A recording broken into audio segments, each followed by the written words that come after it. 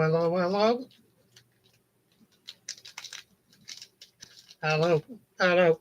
Here's your lady friend. No, I'll shout.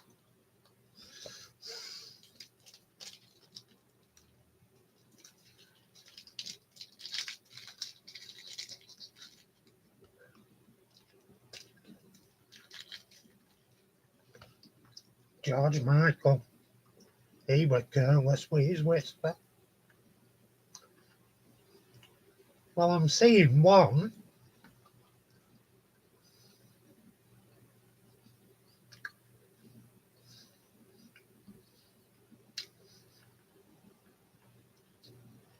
Going for 23 seconds.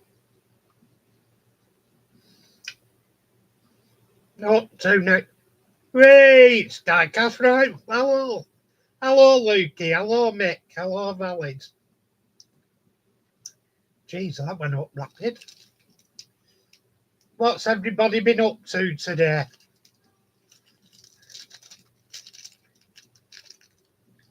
Hello, Ian. Good to have you along again.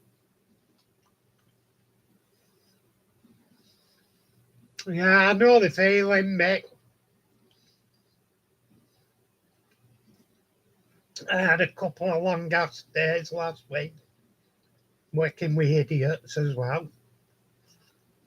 Well, some were. Not all of them. Some were good. But it's getting harder. I either want to retire or find an easier job. This shit's pissing me off now. I'm too old for this shit.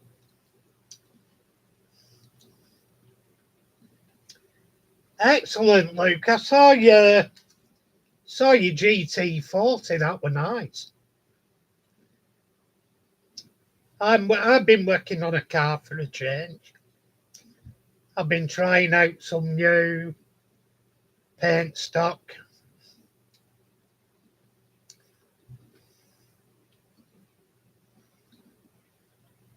Oh, fantastic. Excellent, Valleys. Yeah, the dead exciting stuff here. I've just done a roast chicken salad. I roasted a couple of chicken thighs and put a salad with it. I'm trying to lose a few pounds without actually spending money. Yeah, but I'm messing about. I'm doing a VW Beetle at the moment. Should be nice. I've been trying out a weird Createx colour. I've been trying Fastback Green, it's called. The weird thing is, it looks blue in the bottle. It looks a mid-blue colour with a gold. It looks like it has a gold flake. And you have to spray it over a black base coat, which makes it punch. But it punches through as a mid-darkish green metallic. It's a bit of an odd description. But then I laid hot rod flake over that. And then I've lacquered it, and it looks quite nice.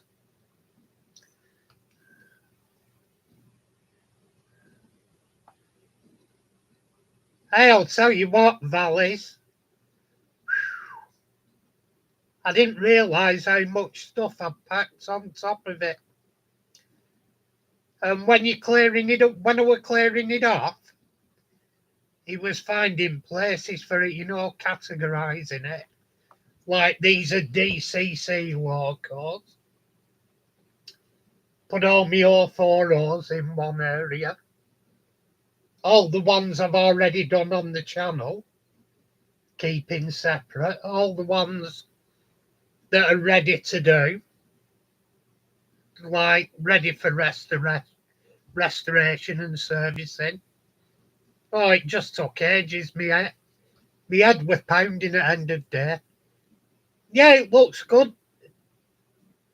Looks good, Luke. I've I've been trying to make, it had an headlight cluster missing. It's a fairly large scale beetle, and it has separate tail lights, and one of them were missing, so I've stuck the other one into plasticine, taken it out again, and I've filled it up with Umbro Clear Fix. So that should have dried out by morning. Take it out of the mug, clean it off, put it on, paint the base silver, and then paint the lens red, and it should look right. Cross fingers.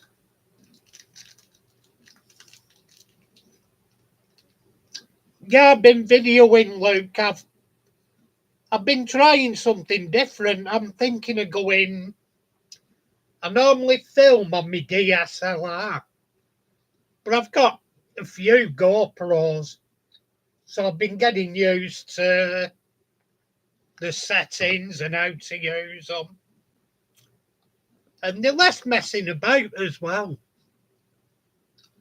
because I'm trying to avoid a tripod and everything. And these I can stand them on things and put black tack down to hold them in place, hold them at angles, move them around. You take less room, get in the way less. And I can just leave them running on time lapse if I want, or do normal videos. I think I'll stick to my DSLR for the photo parts of my videos.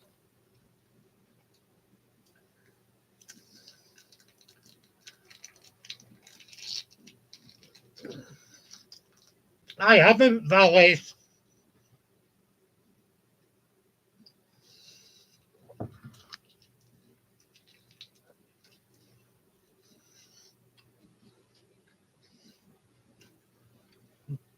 Bloody hell, Mick.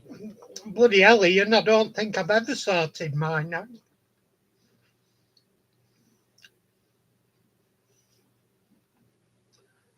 I have separate boxes. I have Dinky, Corgi,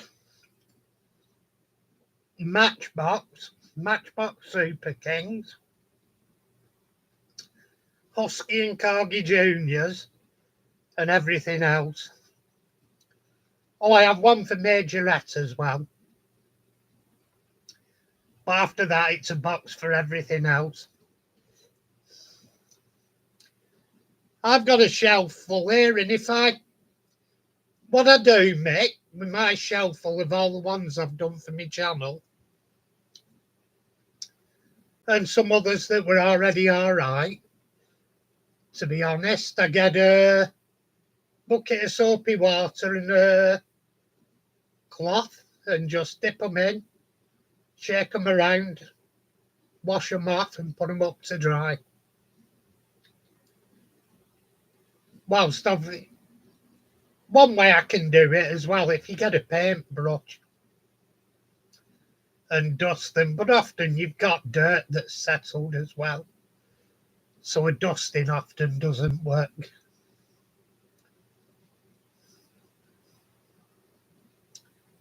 But hey, that hot rod sparkle, it's going to be awesome for what I wanted on.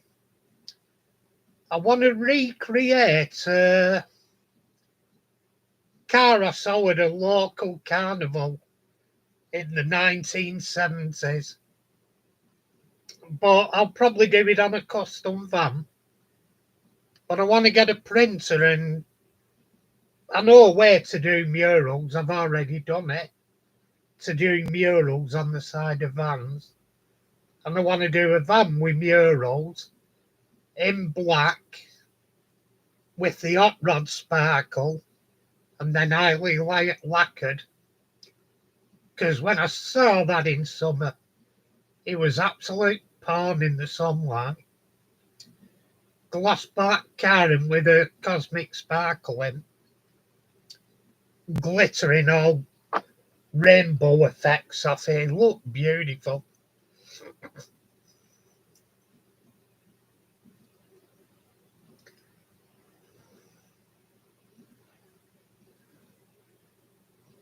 I'll have to look out for that video, Valley. Sounds good.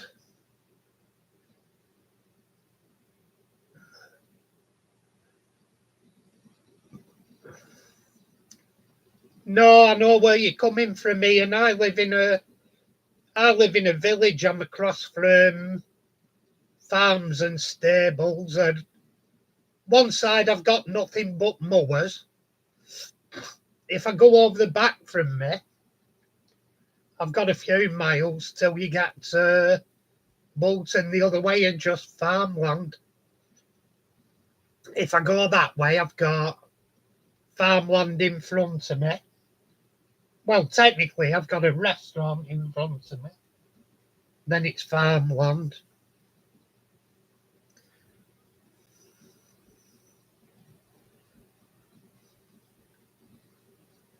I'll have to look him up, Valleys. There's some excellent modelers on YouTube. There's some, because I look at all different. I look at the, like, figure painters, like, what do you call it, Warhammer and everything. Some of the Warhammer painters are outstanding. I'm amazed he doesn't do any videos. He's only ever done photographic work. He used to be on Military Modeler, and he used to go on. I've got him on Facebook, sorry. Yeah, he has a Facebook page. But I first bumped into him about 20 years ago on a military modelling forum. And he's called Jean Bernard, I think. He's JB Diorama, he's known as. But that guy, he doesn't buy kits well, he does. He does. He buys kits and he'll use one small element out of him. But to get them how he wants them, he makes his own photo etch. And he'll sit down and draw everything he wants. Make up his own photo etch like railings. He made from scratch out of his own photo etch. He made himself, because they didn't have the scale he wanted. He made a B-17 ball turret from the belly of a B-17 bomber. And he made it from scratch. He drew it, made the etched brass, put it all and the work he does is outstanding. He does fantasy artistic stuff. But that one, it was his inspiration was from a poem from the Second World War that was written by a belly gunner from a B-17, a ball turret gunner. And it's called The Wound. And when he displayed the actual model he made, he'd actually tied in with a poem the words in it, because it was talking about him crashing down to earth and stuff. And they ended up just washing him out of the turret. And he's done the water effects and the blood washing it. It's just a very poignant and absolutely spot on model. Look him up, he's called JB Diorama. He's absolutely outstanding.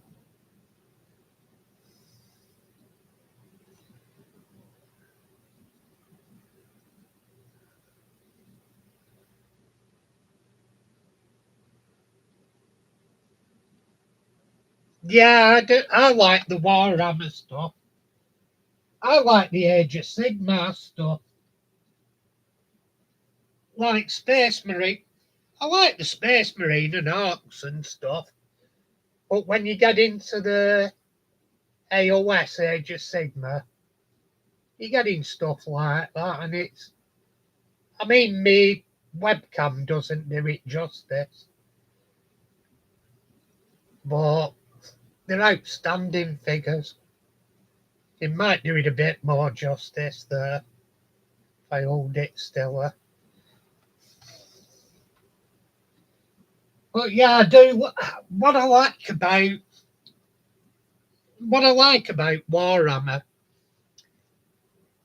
Warhammer isn't cheap, but it's a fully British concern. My money's going to British people. That's why I don't buy. I buy very little army, very little. But I'm not buying something to keep Chinese people going, and about 2 or 3 people in a factory here. 2 or 3 fat cats, and nah, sorry, ain't happening. I'd rather pay more money for stuff made in this country.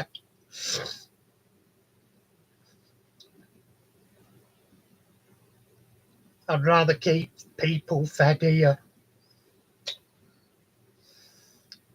But apparently nowadays that makes me a bigot because I prefer seeing me own okay.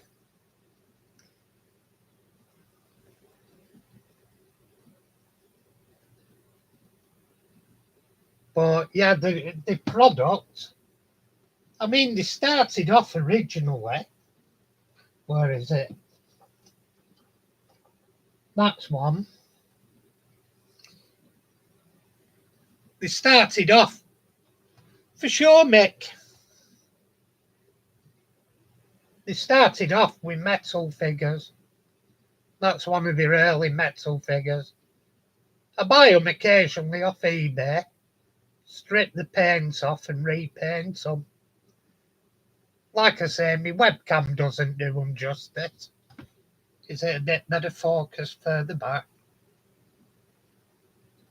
Because all the colours are washed out and my webcam doesn't do it any justice whatsoever I could do with a better webcam.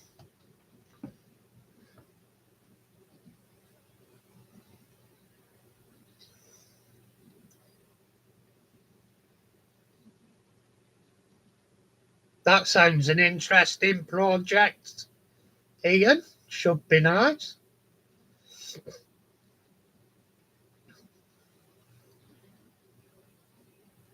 By the way, some people on here won't know. I don't think you'll know him, Valleys. If you ever get time to pop in and have a look at Luke's channel, Diecast Rival. He's having to start from scratch because he had a YouTube channel.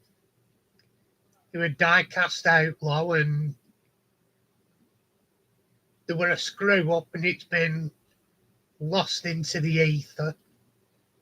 And he started now Diecast Rival, which you can see there is thing. Go and have a look, Valleys. He does some beautiful work.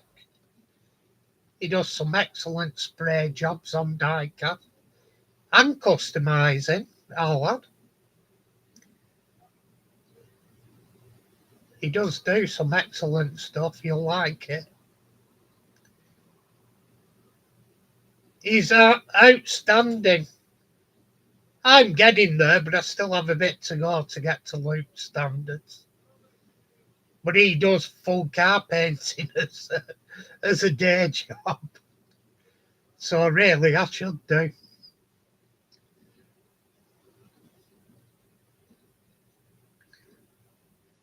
But yeah, he does do a lovely job of them.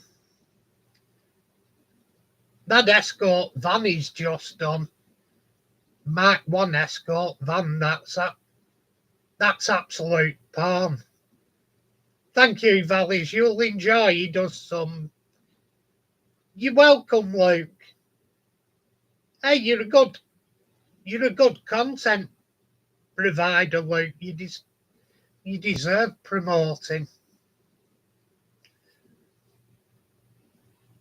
there's not many do really good paint like you do. There used to be Diecast Resurrection over in Canada, and he jacked his channel in, which was such a shame because he were a paint master. Some of the stuff he were doing were out. Oh, what were his name again? Trying to think of his name. He had an American sort of name. But his talents with paint and the stuff he were doing and customising, he was. He's bugging me now. He don't bug me his name.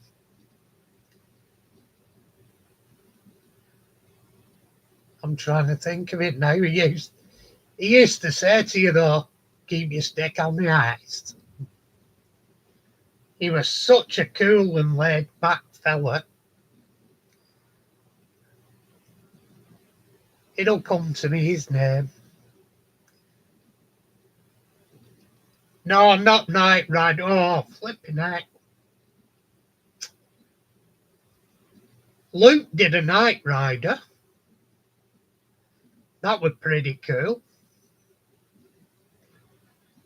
He did the work in white at the front. He's going to tell me now it's one of the ones he's lost.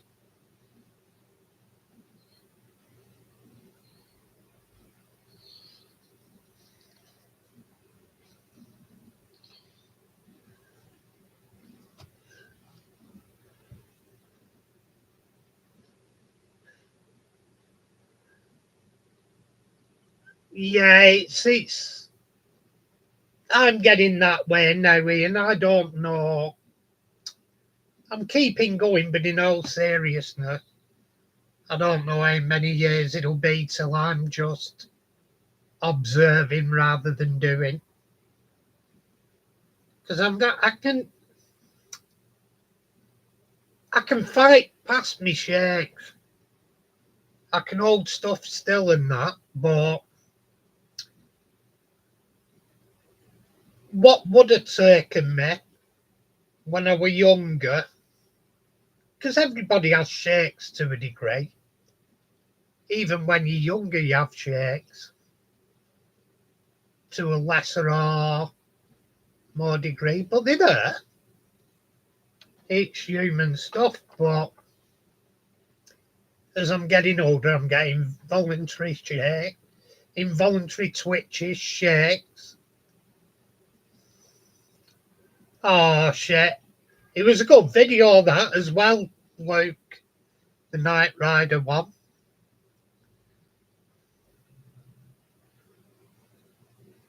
Oh, my eyes, I'm semi-blind. I'm semi-blind. I don't know whether you know the story behind it. My eyes are naturally going, but I'm a biker, or I were a biker, and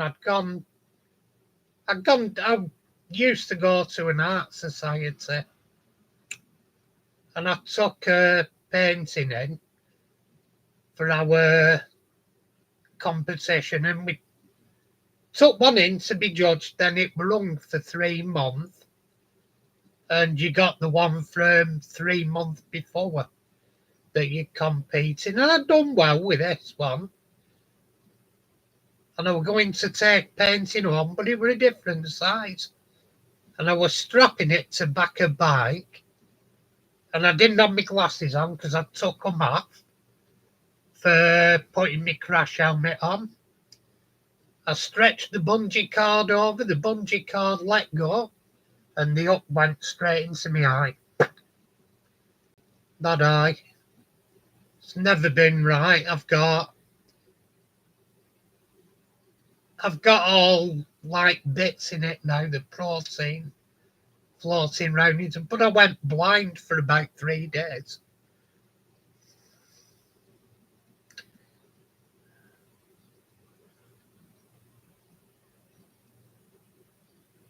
Yeah, that's what I do, Val, is I hold my hand with paint. I'll put it down on surfaces. Like when I'm painting, it's easier. Sounds daft, but it's easier painting detailed figures because you can hold your bottle. You'll have your bottle in your hand, say your figures on there with blue tack or whatever. You can hold your bottle in your hand, have your painting hand on there, and you rock steady. Even with shakes, you rock steady while you've got it all braced up. Piece of piss. But if I take it away from there, I'm flapping about like a goldfish out of the fish tank.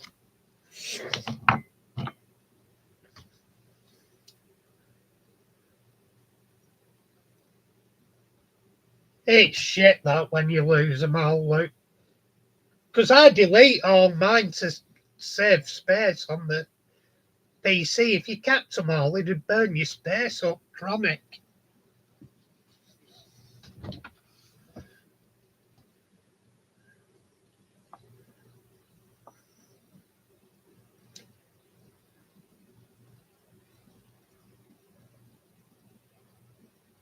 Sad. I've give up motorcycles like big bikes. Well, bikes altogether. I'm not like I'd want to be for riding them. Because when you're on a big bike, you get into trouble in a split second. My health just weren't up to controlling it. Because my hand's going on this side, feel and touch. Well, right side mower. I've got arthritis, carpal tunnel. Then I nearly lost my left leg in a bike accident, so my hips are going, so I struggle getting my legs up and down onto the pegs. So, and I can't move my body. Nature's nature. I can't. All these old bikers that say, "Oh, I'm like I am," like I were when I were 18. Fuck off. You're nothing like what you were when you were 18. Grow up. You've aged. You've got slower. You're in more pain. You move your body slower because you're in pain. You're bullshitting.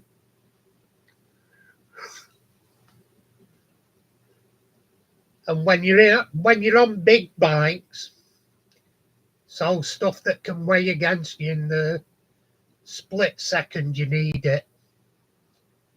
Because you're talking split seconds on a big bike.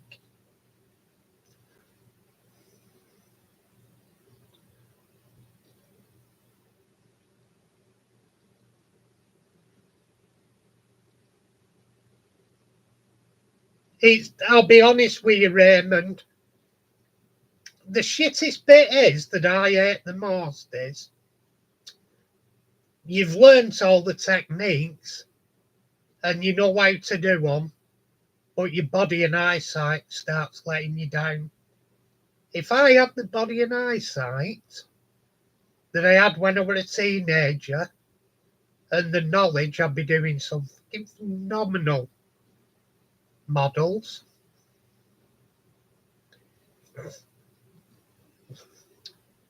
The gym makes no difference to aging, Raymond. You see a lot of people that are I go to gym, yeah, keeping yourself fit, but you'll still age. If your hip's long, you're only going to wear it more going to the gym.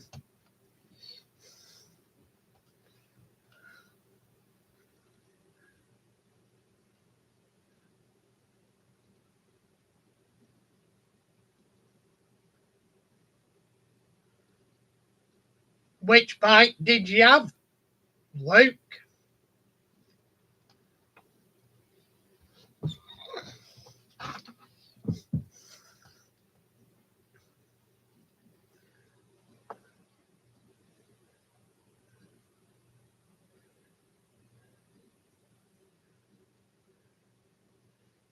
Mine were 1 down, 5 up.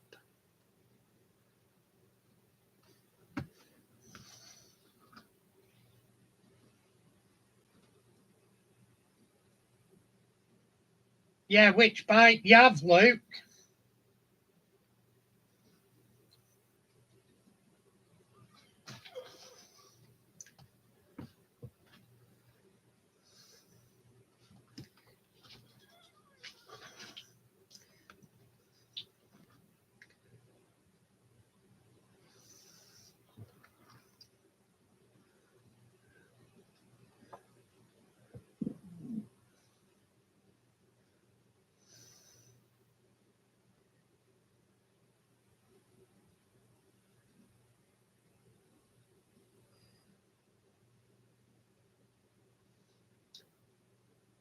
Nah, they have. Don't get me wrong. I've had some good fun on smaller bikes, but when you get a bigger bike, you start enjoying going distances. Like I'd piss off from near Manchester and go up to the Lake District, and it's an afternoon's blast on a big bike. On a moped, it's an early morning start, late at night getting back. On a big bike, you can do it in the afternoon.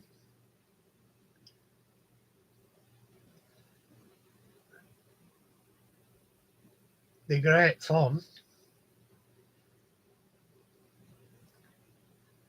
I've done touring the lakes on big bikes as well.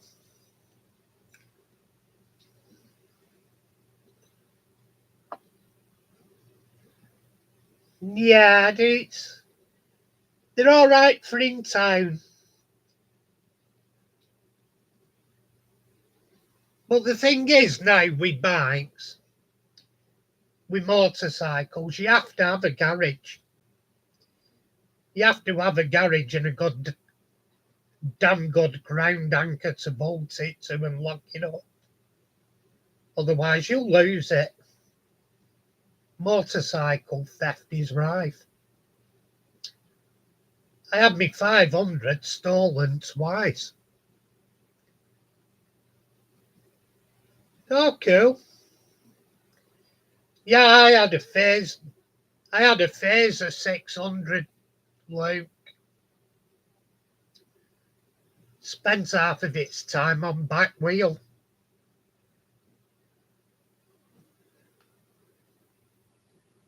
Well, when I decided to sell it, I thought I'm too old for this shit now. Punting a 600 up on back wheel. One time I got a bit of joie de vivre and fucking jumped a railway crossing. Flew up the hill, both wheels off the ground and landed on the other side of the railway crossing, because the railway crossing where it went up, levelled off over the railway, then up again. So you hit it and you miss. If you're going quick enough, you just lifted off the ground over the top of the rails and landed on the other side.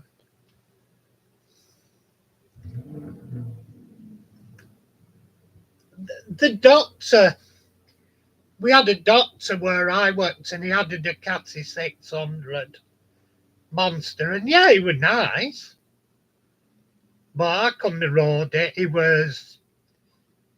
It's a sports bike. They're all right for round town and stuff, but when you're getting on, they're too tucked down. You ache like a bitch after you've rode them for a bit.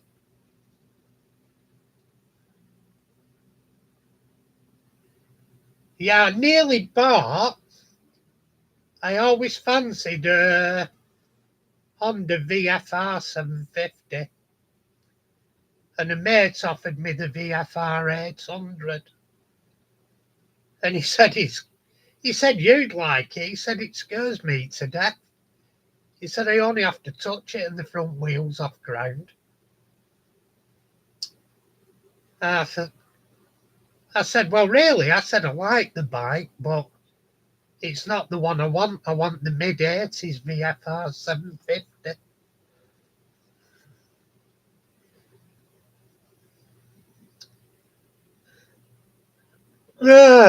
Valleys. No,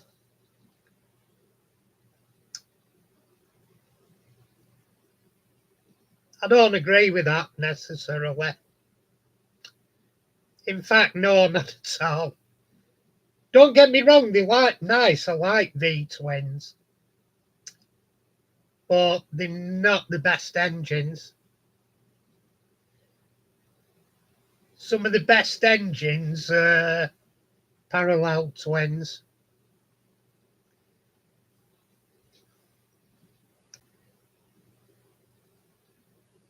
for longevity and reliability. Some of the best are parallel twins.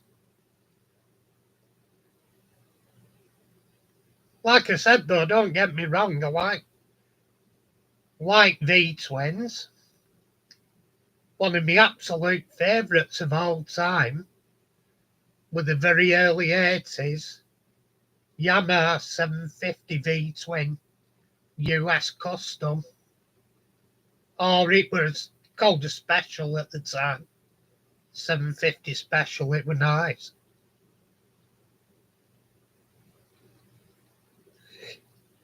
Ah, nice to know that one, Raymond.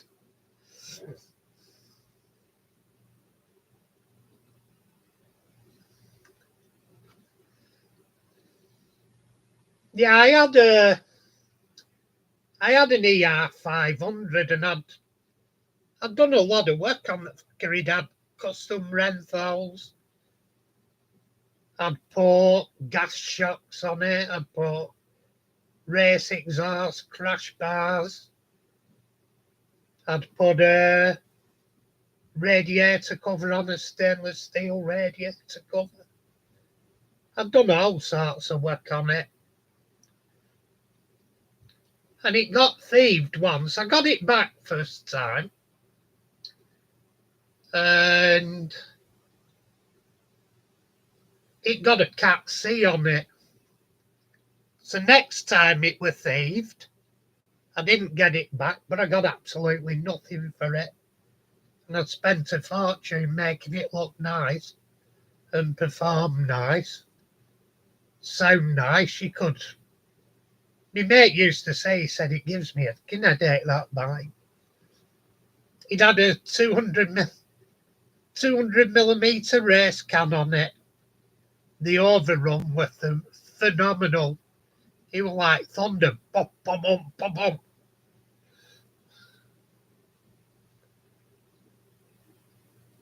Yeah, they're not, Luke, I were riding 600s when I did my test. And I rode an ER. And I preferred, because I'm short and stubby, I'm short and stumpy. So I preferred the ER. I liked it.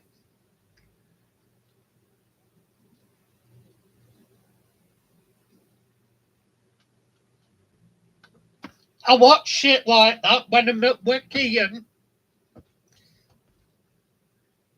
when the lad I work with, if he's kipping, I put it on Shed and Buried and stuff. I watch all the car programs and that. If he's awake, I'll put film on or comedies or stand-up comedians. He loves Mickey Flanagan, so he loves inappropriate humour. So I put all the inappropriate stuff up when I'm in. Put a bit of Chubby on and that. All women walking past, fucking hell. Yeah, put Chubby on for him, he's chuckling his head off. Yo, Chubby, you fat bastard.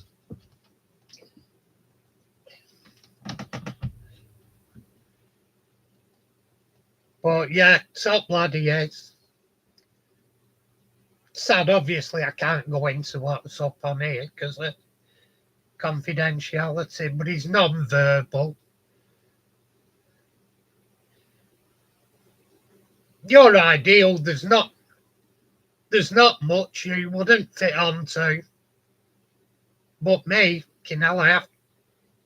if I get out bigger than something like an ER, I'm on tiptoes.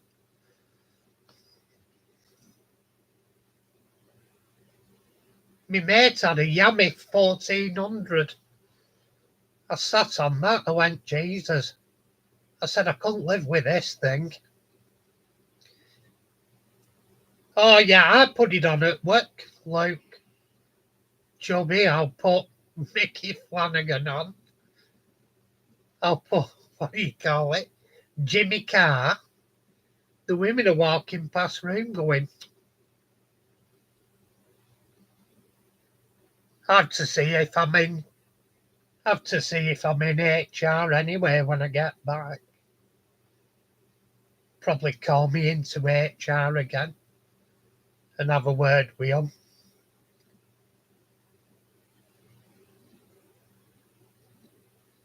Because I told her what. It's modern day thing. They hate it when you tell the truth. Truth hurts a lot of my fellow employees when you call them lazy bastards and report them and stuff.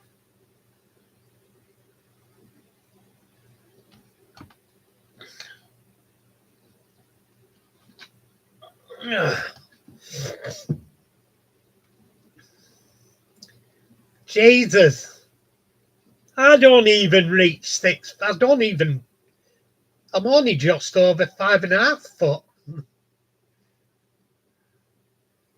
No, Mick, and I'll tell you what, it makes work a nightmare. If you work in the health service, now it's a nightmare. Because you're not allowed to say anything to anyone. Because they all have something they'll say. Like, pull the race card, or they'll pull the gay card, or they'll, like, pull the pronouns, or whatever. It's all a load of shit.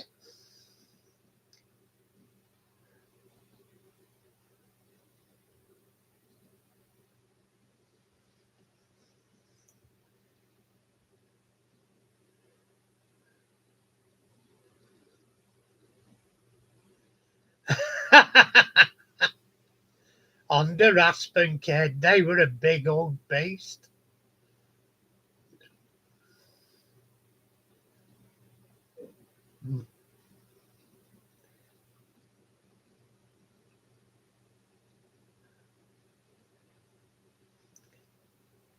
I don't think they ever found me bike, Raymond. Don't. There were a group of us. It ended up on Facebook Marketplace.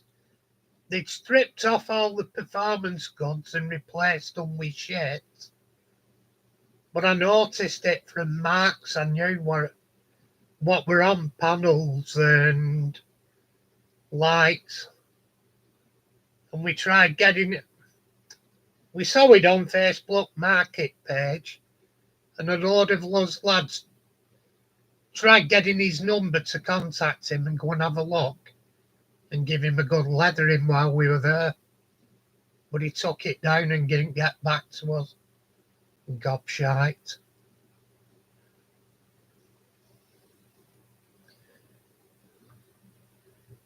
Can't beat it. Like the others, I got into an argument the other day, and she's one of the most woke, and I find her one of the least funny comedians ever, Dawn French. And I said, I've analysed her, Dawn French.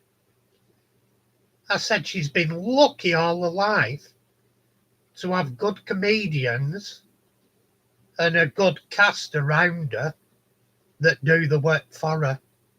Because her on her own, she's not funny.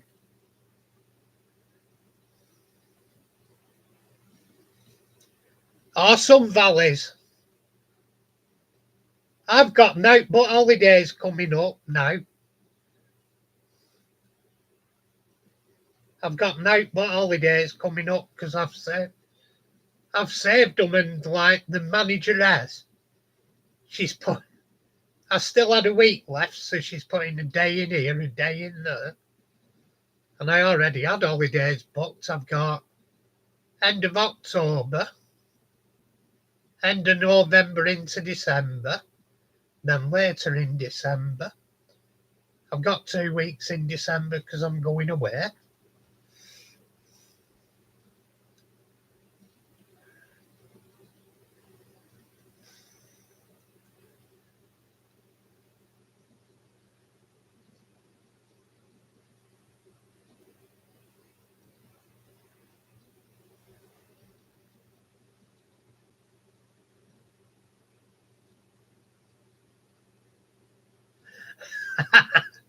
I was just reading that about the VFR 750. But my first sight of the VFR 750, one of my friends bought one when they first come out in 1986. And the then girlfriend street, it was a typical tourist house street, and he opened it up and wheeled it down the street. He was off his head, Tommy. He just went, pump, brand new bike straight out to the showroom. He'd only just bought it and he stood it up on back wheel. He didn't give a shit, that lad.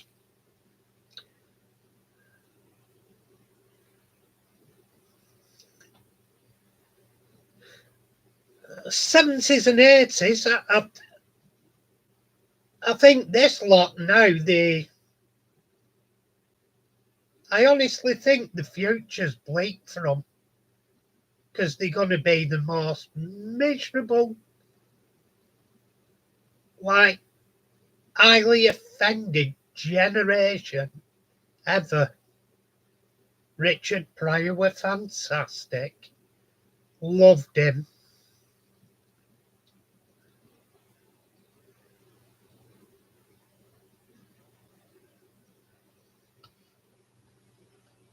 Yeah, he was absolutely hilarious, Richard Pryor. My sister were going out with a black chap once. I'm not kidding you. He's of the same generation we were. And we were watching Blazing Saddles one time. And I looked at him when, the normal part comes on. The sheriffs! Anyway, he's up on top of church shouting, and he's in hysterics. I said, geez, I thought you'd be offended. He said, why? He said, it's funny. It's the funniest part of the film.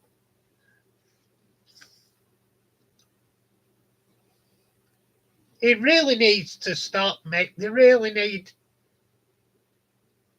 How the hell are they getting through life if they're that offended by simple words and comedy? How do they manage in day-to-day life? Jesus, if they grew up in our generation, we'd have ripped the arses out of them.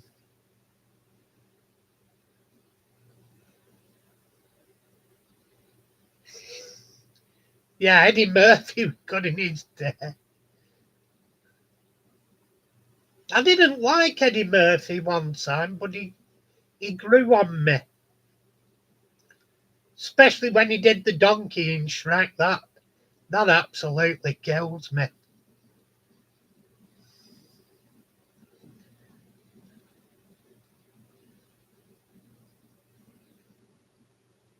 Love Thy Neighbour was brilliant. And they interviewed the black guy off it. He says, why was it offensive? He says, he called me all the names. He says, but I called him them equally. He said, and if you actually watched it, we were actually friends in it.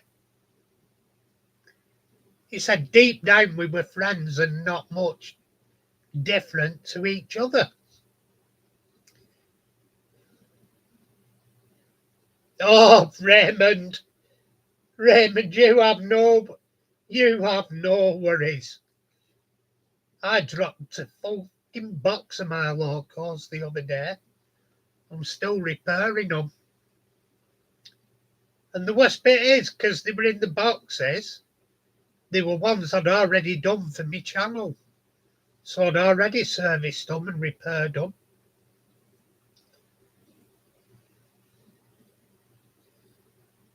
Mate, I hear so much every day that I don't like. You just rise above it. If it's something you don't like, skim past it. You don't have to sit there and be offended. You make that choice to be offended. I hear fat jokes and I don't give a fuck. I think they're funny. Fat jokes, ageist jokes, like jokes. There was one lad, a gay lad I worked with. Funniest lad going. He used to take piss out of me shakes and everything. He used to say to me, fucking hell, when you're doing the teeth, you don't need an electric toothbrush. Funniest lad I ever worked with, gay lad, and he took the piss out of everyone.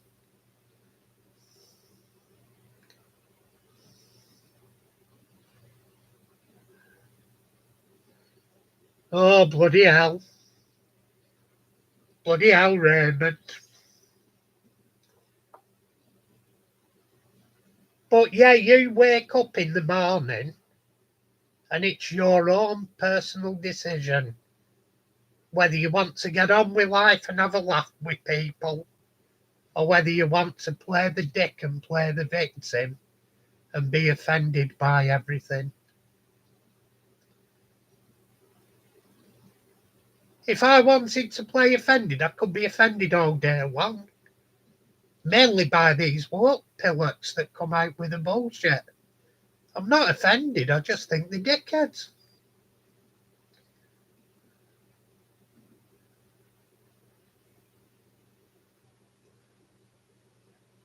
You know, there's some of the. We don't have so many at the moment, but apparently they were telling me the other day, they said they've got one coming and he's camper than Stuart. I said, well, we need somebody who's a bit of fun at the moment. Don't mind them in the slightest. They have, when you get a good one, they have brilliant senses of humour, and I think they're funny. I have a laugh with them.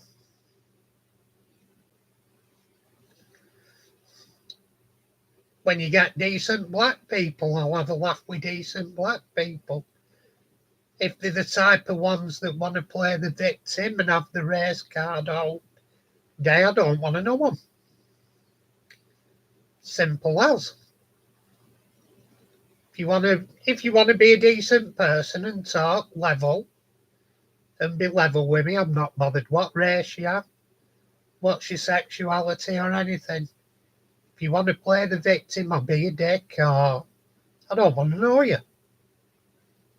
It's a simple thing.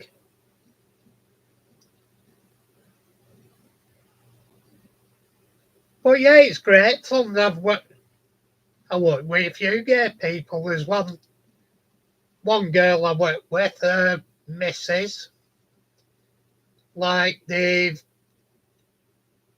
had a child between them. I forget how they got it, whether it were, I'm being blunt, but whether it were turkey based or the chaps had a go or artificial, I don't know. Whatever it was, but they've had a child between them. And she's a lovely kid. I see her every so often. Have a laugh with her. She's dead cheeky. She's got a brilliant sense of humour. So what does it matter if she has two mums? The two mums are doing a better job than some straight couples. So whatever.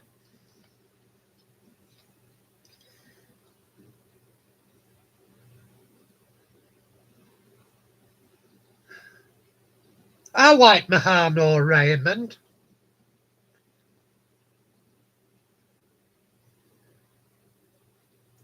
Oh Jesus, some of the shit I say sometimes.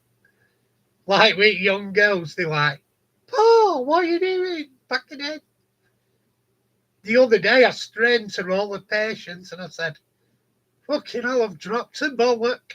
And I looked back and I went, it's just rolling out the door. Watch it.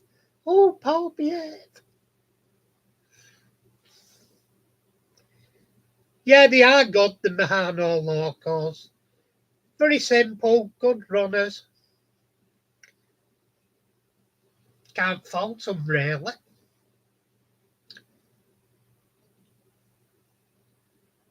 Like this. My favourite, though, for the American stuff, it'll always be Athern.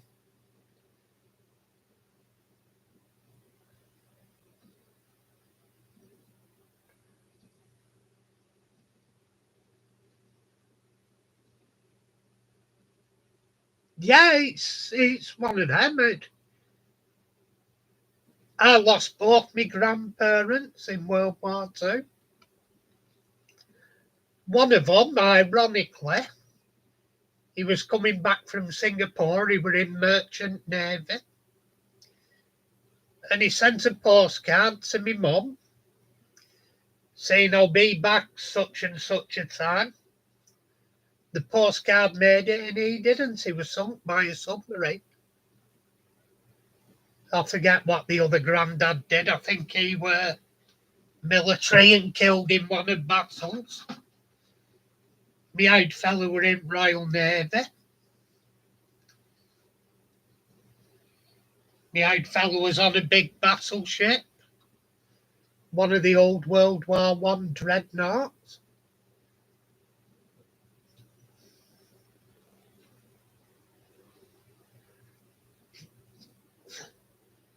Yeah, serious.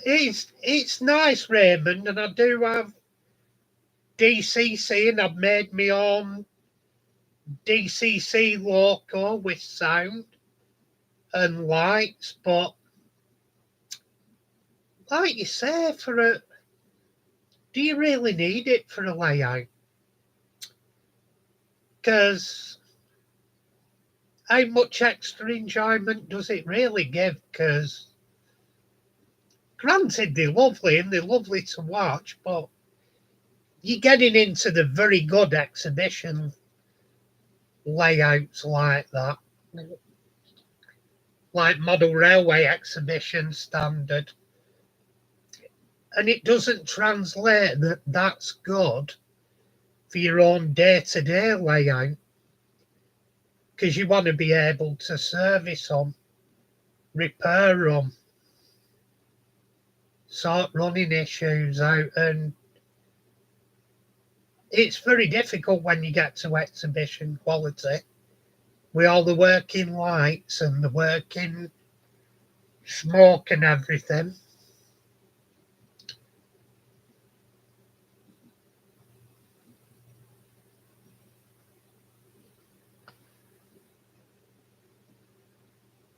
Fantastic valleys.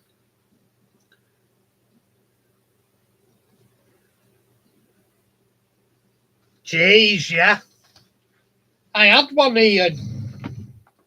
Hang on, wait a minute. Where's it gone? Give me 1 minute.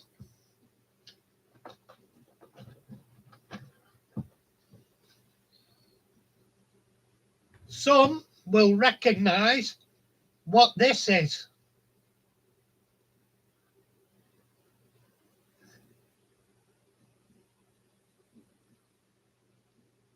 Luke probably doesn't have a chance, but some will recognise what it is.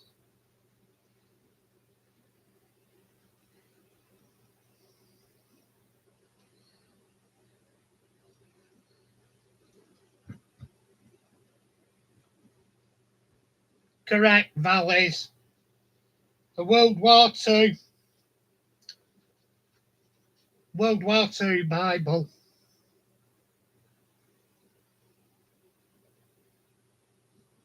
There you are.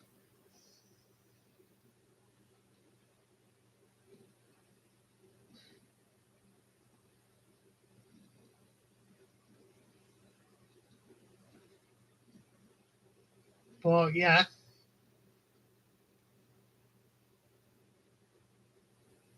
National Bible Society. I don't know whether the Scotland one was because when my dad went in on his battleship, it were more often than not up in Rosyth. So we were usually up in Scotland. I found that looking for something else though.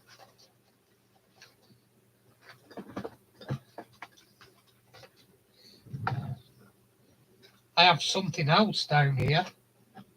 Ho, ho, ho, little boy. Have I got a surprise for you?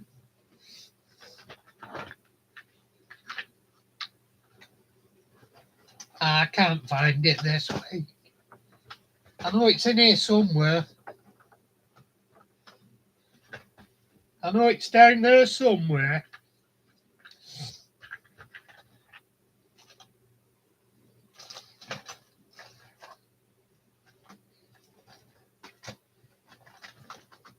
God knows where, but it's around somewhere.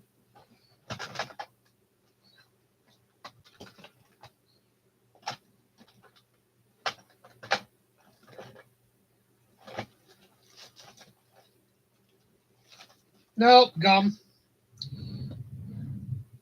Is it down yonder? Ah, it'll be somewhere. I have a World War One cigarette and chocolate case as well. Cigarette and chocolate tin.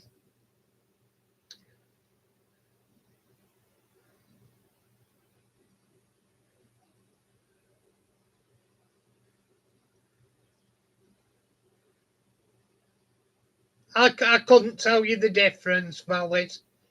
I'm very much non-religious.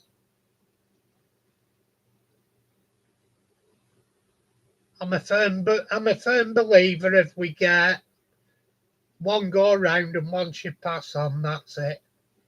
It's everlasting darkness. Same as when before you were born, you knew nothing.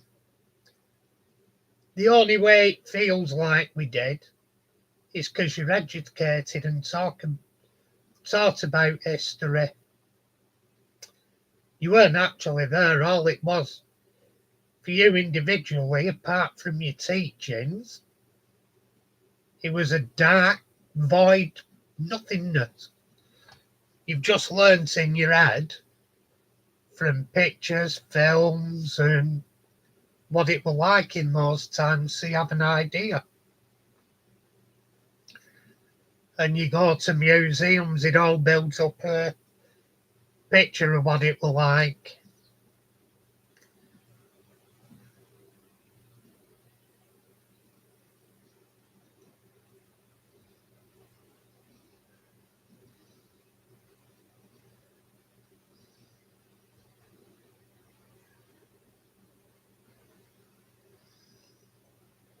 Oh, the Beatles. I was just looking at that on Sam's Trains. You know, what on earth are they playing at? Like you say, it may sell to Beatles fans, but that won't get them into the hobby.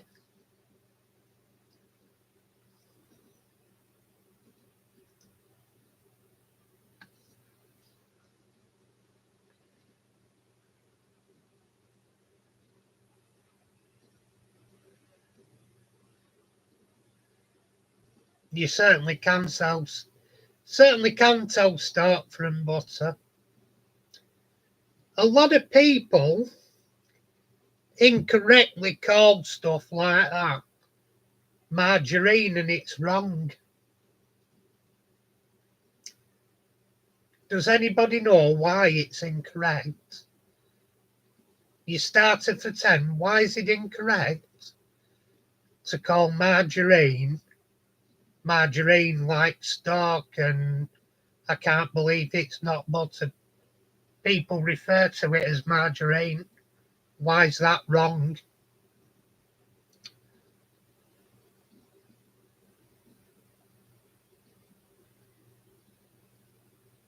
And I do it.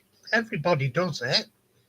They refer to stock, and I can't believe it's not butter, all the spreads you get in the tub. Technically, it sort of is margarine, but it isn't. But why's the reason it isn't actually margarine?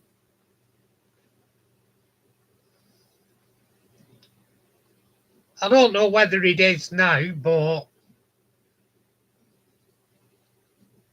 I don't think it's that it's illegal. It's probably still legal. But the reason was margarine was white. They put yellow colour into it to make it look like butter.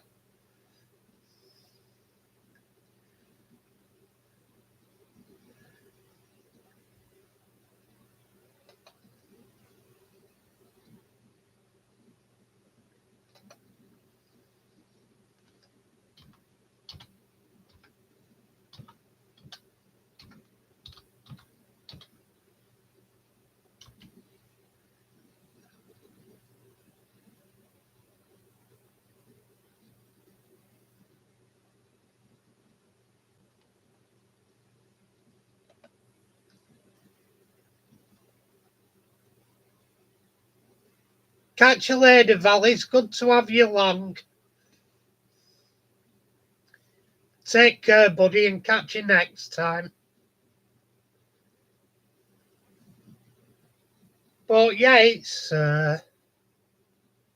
funny with foods. Take care, Valleys. Good to have you along. See you next time, pal.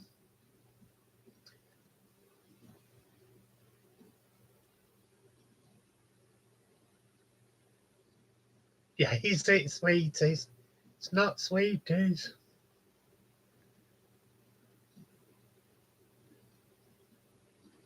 Yeah, but mentioning one of the first wired remotes, Ian.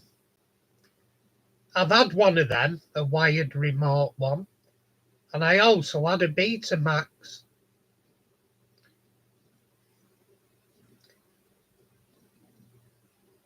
Technically, it's not margarine; it's a spread.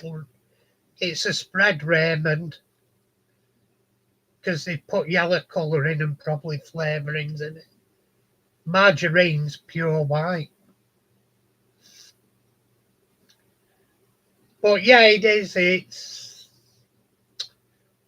I don't know now, actually, because actual butters are getting cheaper than the spreads.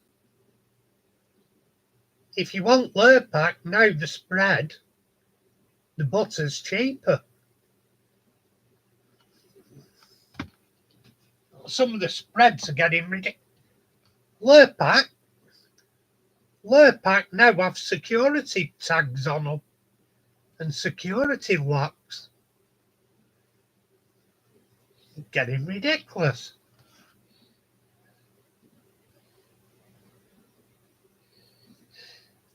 The thing is, as well, if there's security tags on foods like that, they were on steaks and stuff like that. But if it's getting on butter, it's getting expensive. It's a commodity good enough for the smack rats to nick, and at that point you have to be asking yourself, is just normal food just getting too expensive? Because years ago I used to work as security, and the main things that were stolen years ago that had an high value and were easy to get rid of was batteries, coffee, and what were the other one? Razor blades or razors. Because you think of it, coffee, you can sell that to most people. Batteries, most people have stuff that work off batteries, so they're easy to move on. Razor blades, 50% of people use razor blades or razors. That's another easy one to move on. Oh, real butter every day, like. I had a salad. Well, real butter or Lurpak in a tub. Oh. But yesterday I had a salad and I had boiled new potatoes and then like a little bit of Lurpak on your fork, stab it in your bowl spud and whoa. Mix it while you're chewing it. Delicious. Mick, to be sure, you're in the land of Kerrygold. That stuff's gorgeous.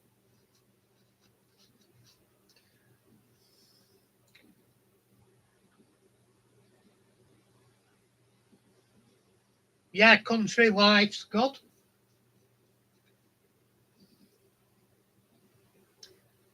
What was the name of the Lurpak guy that had the trombone? What was he called? The guy that had the trombone? The Lurpak man. Oh, that's going to get on my tits now. I'm going having a look on YouTube. I'm still talking, but I'm having a look on YouTube. I want to look. I want to know. Put it on. Where? No, it's packed with a K in it and no C. Lurpak trombone. There we go. Douglas. It was Douglas. Ian got it well before me, before I even said it. Douglas.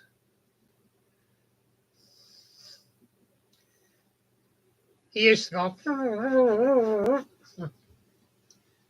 Brilliant.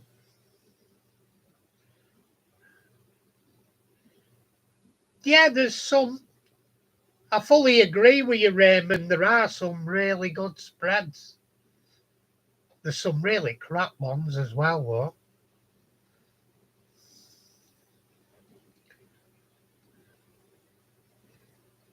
Yeah, I know you live in Dublin, Mick, but I'm saying Kerrygold butter is nice kit. I didn't say you lived there. I just said the butter's good.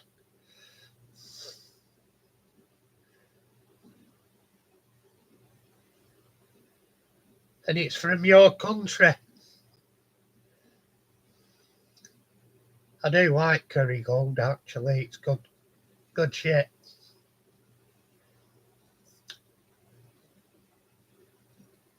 I may even tomorrow, depending how I feel. I just fancy at the moment having a pint of Guinness. I don't want to go mad and have loads. Just the one, thank you. Well, that's one thing I'm doing, Mick. We're still discussing. Me and my friend, I don't know whether he's going to be coming over in his camper van and or if we're flying or we're deciding how we're coming over. But when I come, you come to see you, Mick. I want, as well as model shop, I want to do the Guinness factory tour. Why not? It'd be rude not to, wouldn't it, Ian?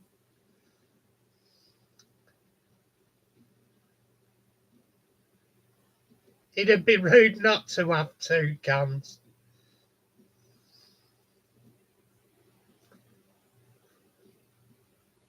Yeah, it certainly does rain.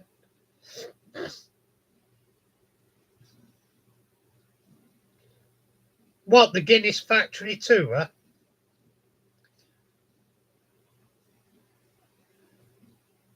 You mean the factory tour's expensive, Mick?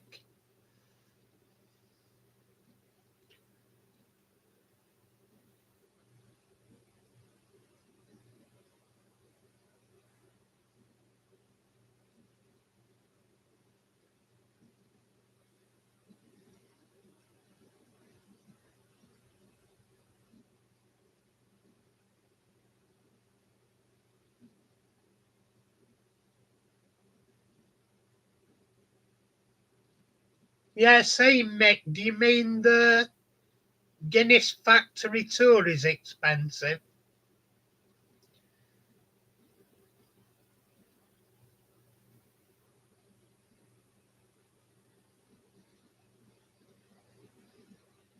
Cool, I'm not that bothered about money-wise, but I were going to visit the model shop with you, see a couple of things, and a lot of it we're trying to fit in. I think me and my mate will be trying to fit in with each other. Well, I'm obviously going to do the wedding. I'm going to do. I want to pop to Dublin, see you, do the factory tour when I'm there, probably.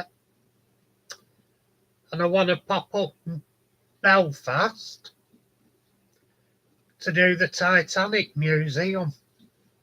But before that, I don't know where I'm going to end up on, where in the world I'll end up in for stag do. Because he's having a stag do. It could be an island, could be Benidorm, could be Holland, wherever. It could be local to here, could be anywhere.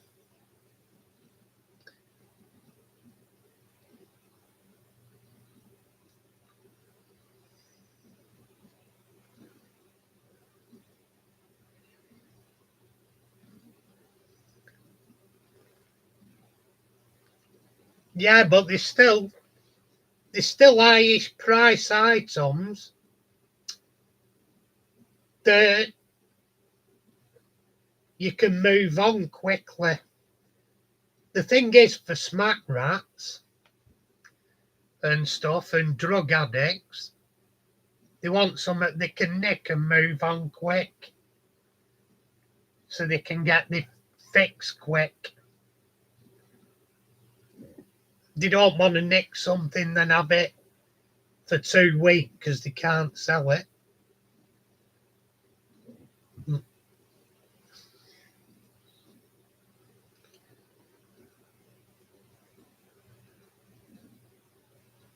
All right, okay, Mick.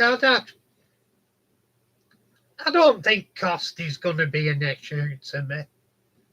It's something I want to see, so okay, pay wherever you go nowadays, they load money onto stuff.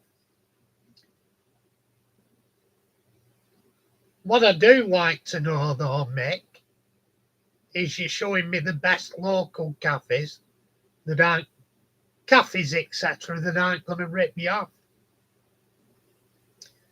Like cheap places to eat and stuff.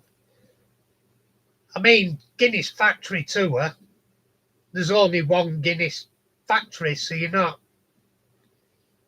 going to get any cheaper or any dearer. It's their price and you pay it. If you want to do it, you pay it. There's no competition. But things like cafes, if somebody's ripping you off and there's one that does nice local food, cheaper, I'm going to go to the cheaper local one first.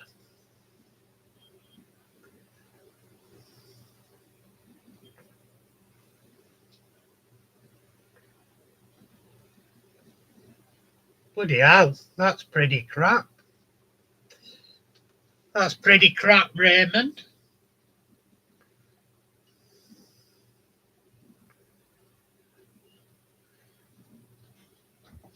Oh, God, yeah. Never know where you'll end up at all. Life is a box of chocolates. You never know what you're going to get. Yeah, that's what my mate's saying nearer time, because we may come over in the camper van, or we may come over flying and stop at hotels. But I can see him wanting to take the camper van over and doing a tour. If he does that, I can't see him not doing Dublin. And he likes a tipple, so I can't see him not wanting to do the Guinness tour, if you know what I mean. So it all depends on what he's doing and what he wants to do. But I think he'll do the wedding and do a bit of touring in camper van.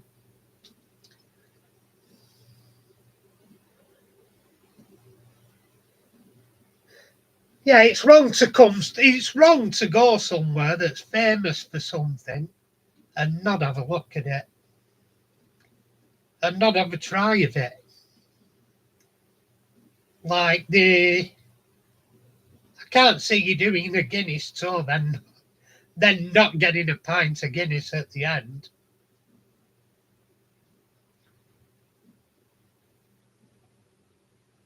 I mean, there must be occasional people that drink it, but the other week, and I've seen it a couple of times with drinks, non-alcoholic, and I've thought, what's the point of a non-alcoholic alcoholic drink. I'd rather just have an orange juice. It's, let's face it, if it's alcohol, a pint of beer, yeah, there is the taste thing because it's beer, it's alcohol. We all drunk it. But if you took the alcohol out of a pint, you're not telling me somebody enjoys drinking that for no alcohol compared to, say, a soft drink. I'd choose non-alcoholic drink. I'd choose a soft drink every time. I don't see the point of non-alcoholic drinks like Coca-Cola or orange. Or you've such a huge spectrum of like soft drinks compared to. I don't get why you'd have a non-alcoholic drink.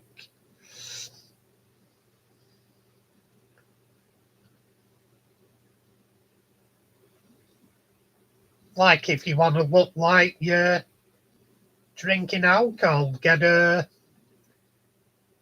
clear apple juice.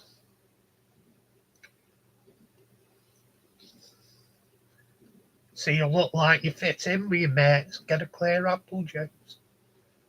Oh, I don't know. It's just my personal opinion.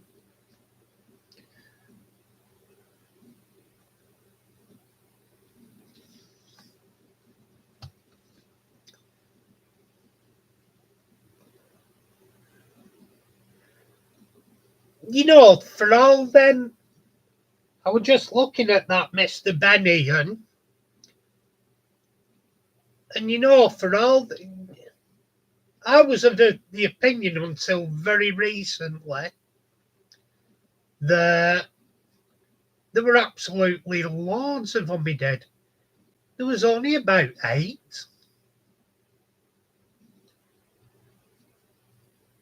Ah, oh, top deck Shandy.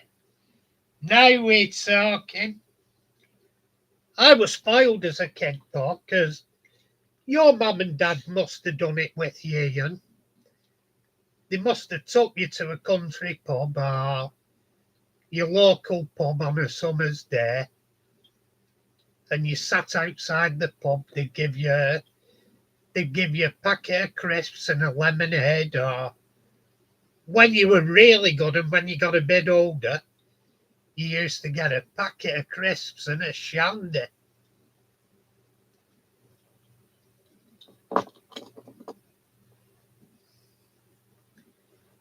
No, you must drink, mate. You'd get dehydrated if you didn't. You must drink. I know what you mean. You don't drink alcohol.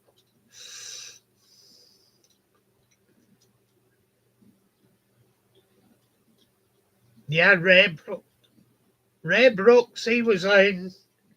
Let me think what he were in. He were in a couple of comedies. He were in a sitcom. I can't think what it were.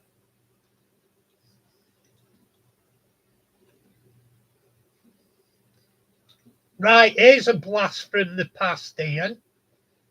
There was a drink I liked, and it wasn't around all that long. Couple of years, perhaps. But he'd had a huge advertising campaign. See if you remember the name. It's Frothy, man. I used to love that stuff.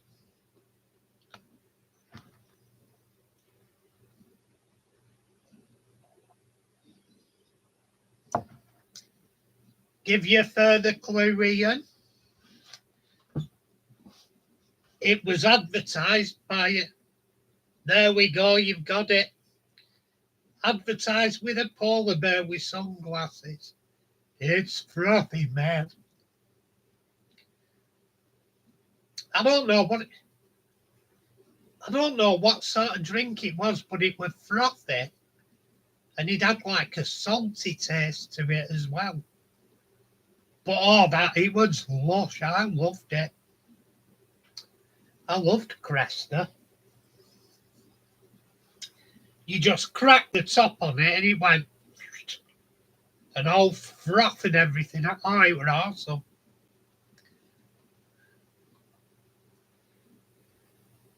I'd love to have that again. What a hoot that stuff was.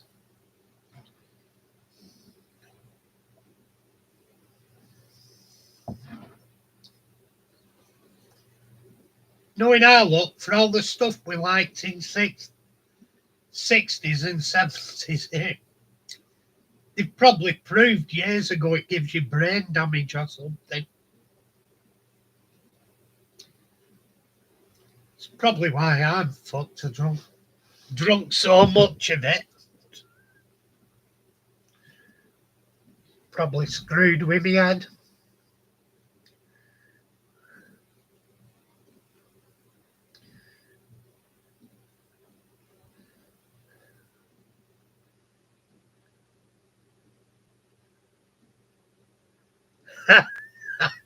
Yeah, that's right.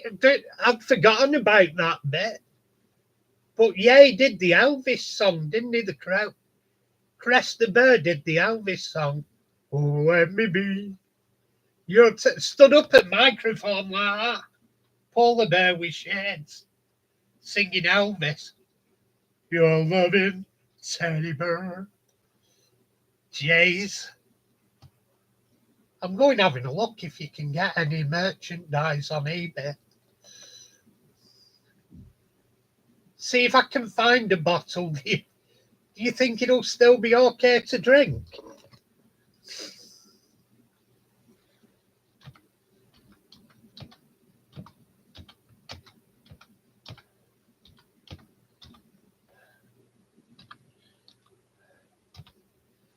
Think it might be a bit flat by now.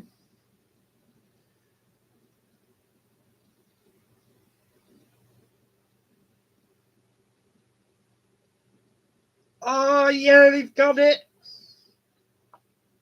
T-shirt. Signs, T-shirts. Oh. Mugs. An original badge with its frothy man. Adverts. Ah.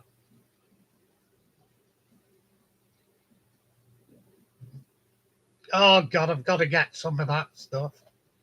It's frothy, man. What sizes are the T-shirts in?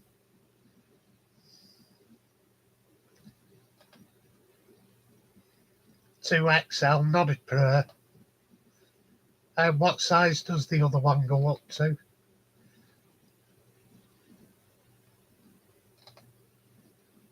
2XL, not a pro.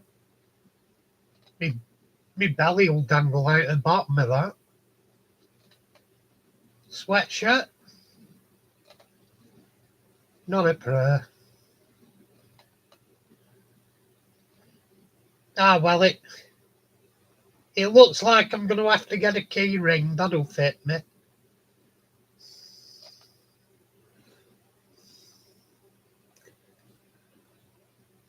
But one thing I did when my brother had his 21st birthday at home, and there's 15 years between us, so I were about 6. And I went round everybody's drink, and I was mind sweeping all the drinks. I got sent to bed pissed. I were blue toad. They went, get to bed, you drunk. I'm not drunk, I'm all right. 6-year-old having a bar fight, pissed.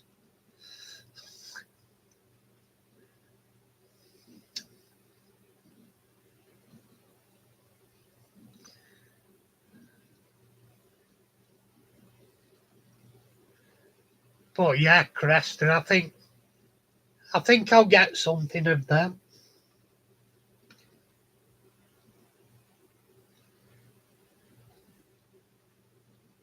Oh, you lovely. You're a star, Ian. Can you not photocopy it? It doesn't have to be an original. If you copy and print it and send me a print, I'm happy.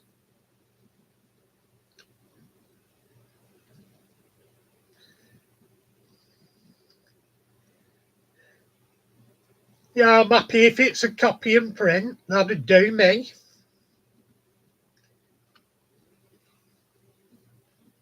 Doesn't have to be the original for me. Just so long as I have the crest of mermaid.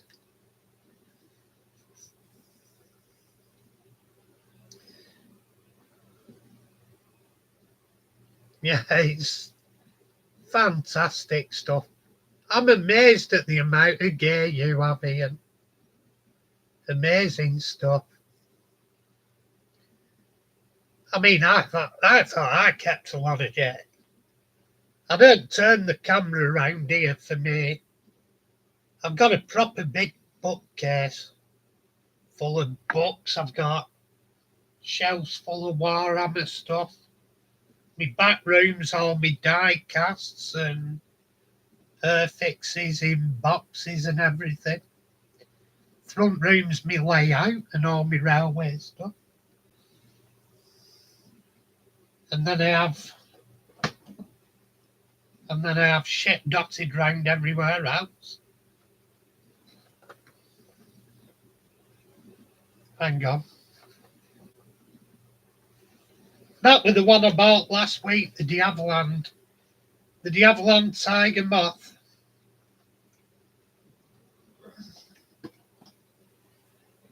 Well, this is just my windowsill. Like, I think that should be coming up. I've got the stickers for that somewhere. I think that should be me next on my diecast channel. Get me interceptor done. Get it in the cabinet. Well, I've got all sorts of shit around. This is one you'll like, Ian. In fact, most people will like this. Hang on. It'll have to come up with splashes on, I'm afraid.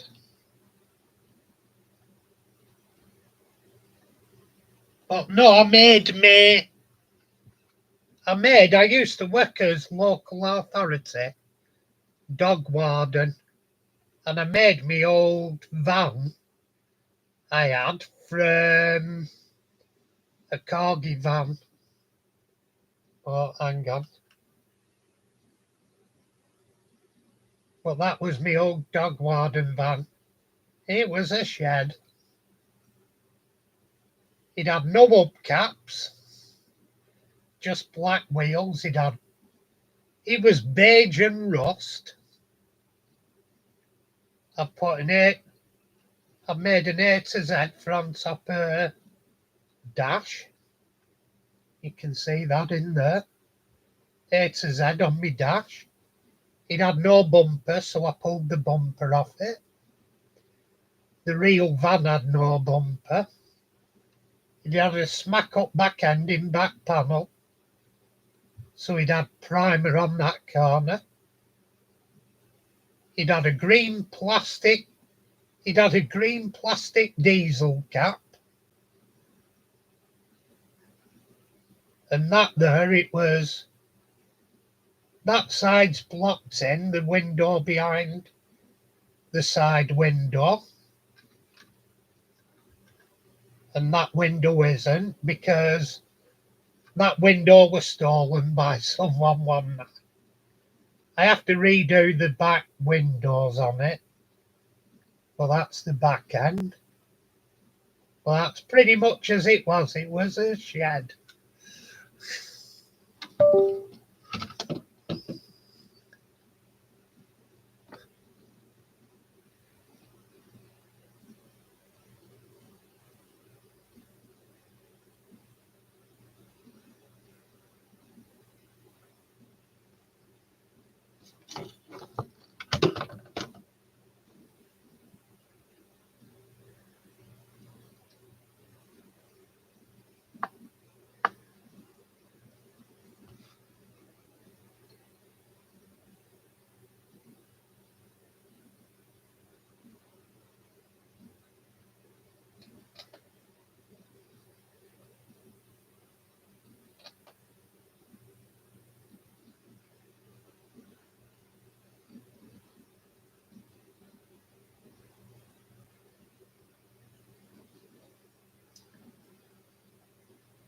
Can somebody answer me if they can hear me? Can you hear me? I've frozen, so I just want to know if anyone can hear.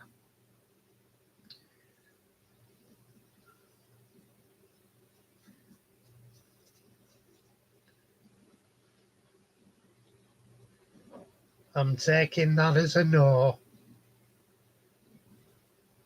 Oh, you can hear me, Ian. Oh, that's good. Is me video froze? It's frozen on my side.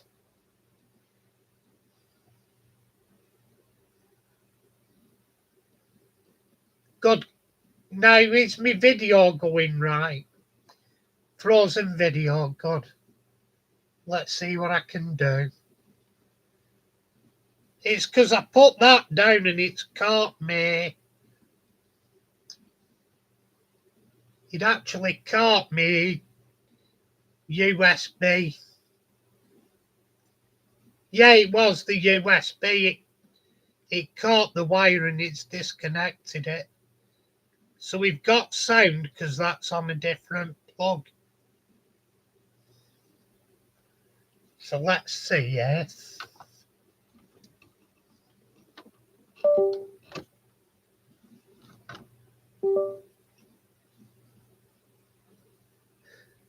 Will that work? No. No. I don't want to end the stream if I can.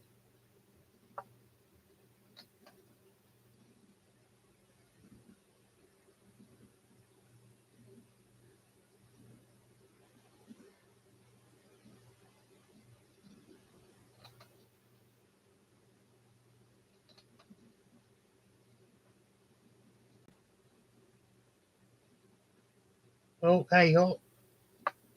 What's gone on there?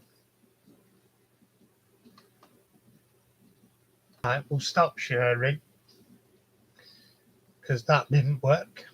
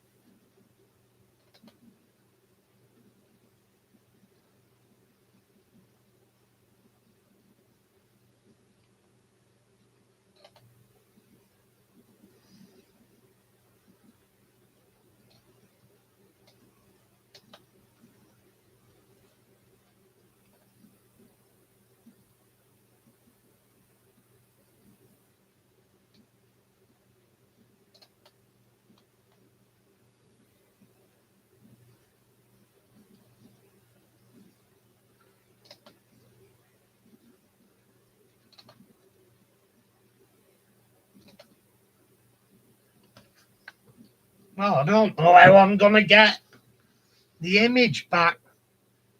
Yeah, we definitely do have a problem. Yeah, I've shut the infinite windows down. I'm trying to work out how I'm going to get my camera going again. Because the cameras come unlinked. What's that?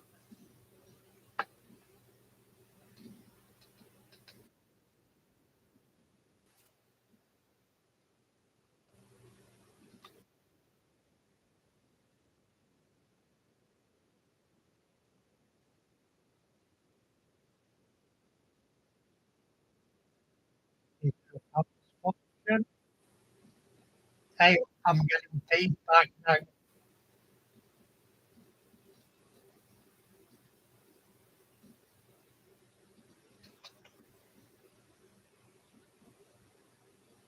Just take a moment.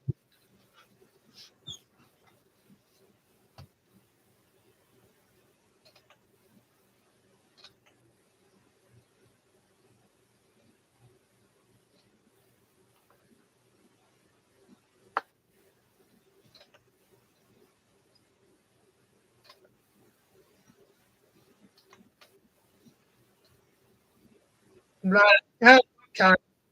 to get it going again, and I'm getting things back. So I'm gonna come out for tonight.